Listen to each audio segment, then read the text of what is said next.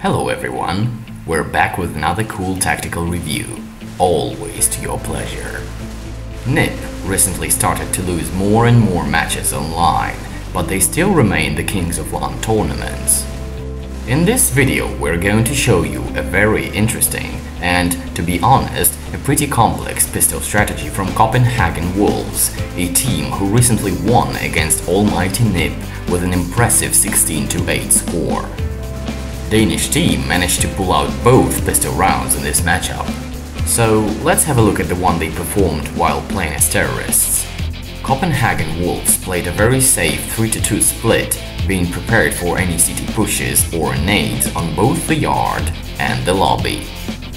After having checked the yard, they sent 3 players through volcano stairs in the direction of the lower bomb site, leaving 1 player near the radio room and 1 on the mains roof. Make sure to watch the video till the very end for some useful hints on how to execute this strategy properly and how to modify it by relocating to the upper bomb site. As always, let's take a look at each player's role. Device is equipped with Kevlar. His role is to carefully check the yard and volcano stairs. He is a frontman, and thus it is him who initiates the attack. Later on, he aims the vents and waits for an appropriate moment to strike.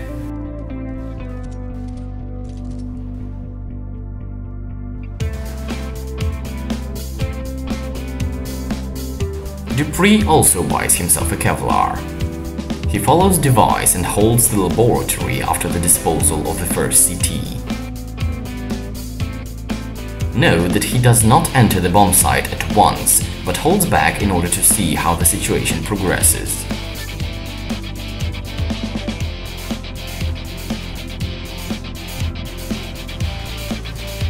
Fetish. He buys a flash grenade and a smoke. At the very beginning of the round, he accompanies Kajun to the lobby, monitoring the heart for any pushes. Then he runs towards the yard and stays in the rear guard of the previously mentioned players, because he has no bulletproof vest. His task is to smoke the doors and flash the bomb site. Thanks to the smoke he had cast, he was able to throw the nade behind the toxic barrel on the lower bomb site.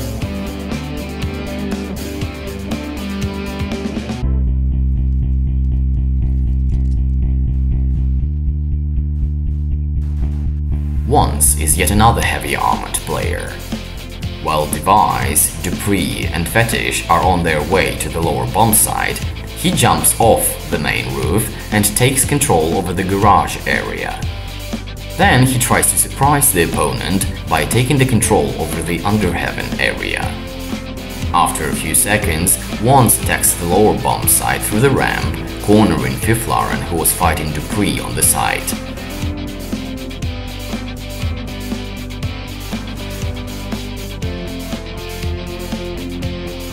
The 5th man on the playground is Kajun, who also buys a Kevlar. First he aims for any CTs rushing the ramp, but once the smoke pops, he falls back to the heart and aims main for a few seconds.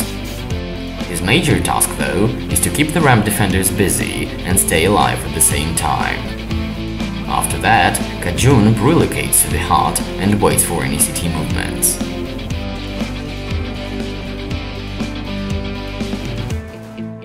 Sticking to our old tradition, I wanted to provide you guys with some advice on these tactics.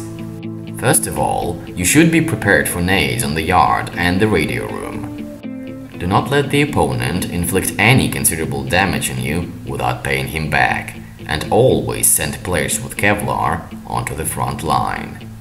Secondly, make sure to occupy the lower bomb site area for about 10 to 15 seconds, just as Danes did, and wait for the opponent's next move. You are in a great position to keep the CTs in the dark and pick them one by one, especially if you manage to get an early pick beforehand. Thirdly, remember to react on your player's info. This tactics is very flexible and can be adjusted to virtually any situation in the round. Remember that you have 2 players, Kajun and Wands, in ideal spots to perform a kill. Now let's assume that Wands gets a kill in an under heaven area and we want to relocate to the upper bomb site. Due to the fact that we were occupying the previously mentioned spots, we gave the CTs time to rotate, thus we can now expect at least one defender in the vents, another one somewhere in the lower bomb site, and yet one more on the ramp.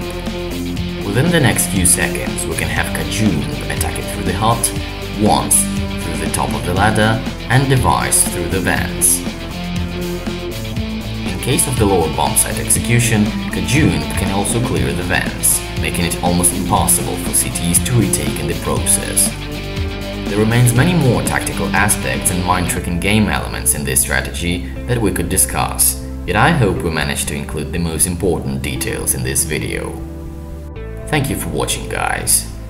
We will see you soon with another tactical breakdown.